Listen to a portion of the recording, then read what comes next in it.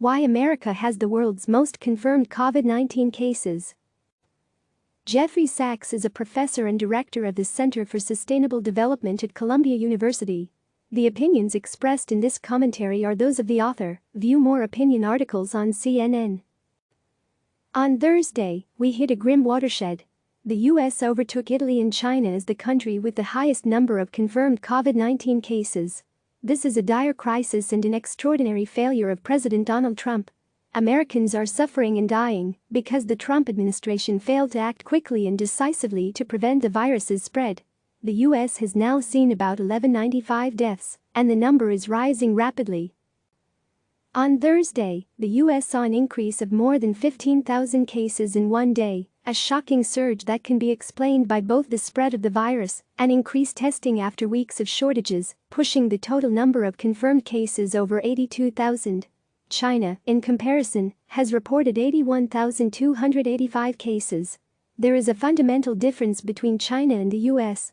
China has broken the spread of the virus with a lockdown that first started in Wuhan on January 23 and is now being lifted in stages. Only a few dozen new cases are allegedly confirmed each day, and most of these are apparently introduced from abroad.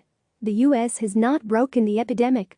And if Trump has his way, easing guidelines to stay at home by Easter, we will fail to stop the epidemic, and millions more will be infected. Even with active control, we might be facing around 81,000 deaths by July, according to a new detailed analysis from the Institute for Health Metrics and Evaluation at the University of Washington in Seattle. The transfer of the virus, which may have originated in bats, to humans was an unforeseen event.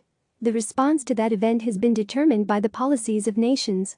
On December 31, the Wuhan government publicly confirmed it was treating dozens of cases of a mysterious new pneumonia outbreak, and on January 7, officials identified a new coronavirus as the cause.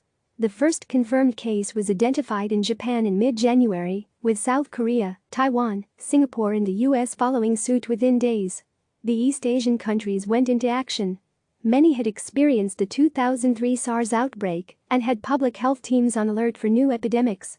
More than 2 months later, the number of confirmed cases has skyrocketed in the U.S., with more than 250 cases per million people, far higher than China, which has approximately 57 cases per million, Hong Kong, 60, Taiwan, 11, Singapore, 117, Japan, 11, and Korea, 180. Trump bears direct responsibility for America's unpreparedness and failed response to the epidemic. Since Trump came into office, he has systematically taken apart our protective public health system. The pandemic unit at the National Security Council was dismantled in 2018 under his watch. Trump slashed the CDC's epidemic control teams in 39 countries, including China. And when the epidemic hit, Trump ignored it, downplayed it, and made repeated false claims. Even now, he spouts vulgar nonsense about restarting the economy by Easter, when public health experts say the threat is going to persist for far longer. Trump is profoundly culpable, but he is not the only reason for America's dismal situation in the face of this epidemic. Our for-profit healthcare system rakes in money on disease, not on health.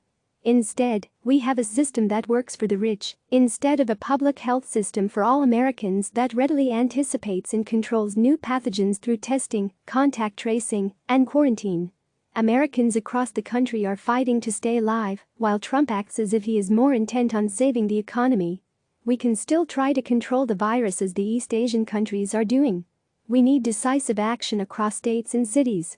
We are finding leadership today in our governors, mayors and our brave frontline health workers. Click subscribe to receive the latest news.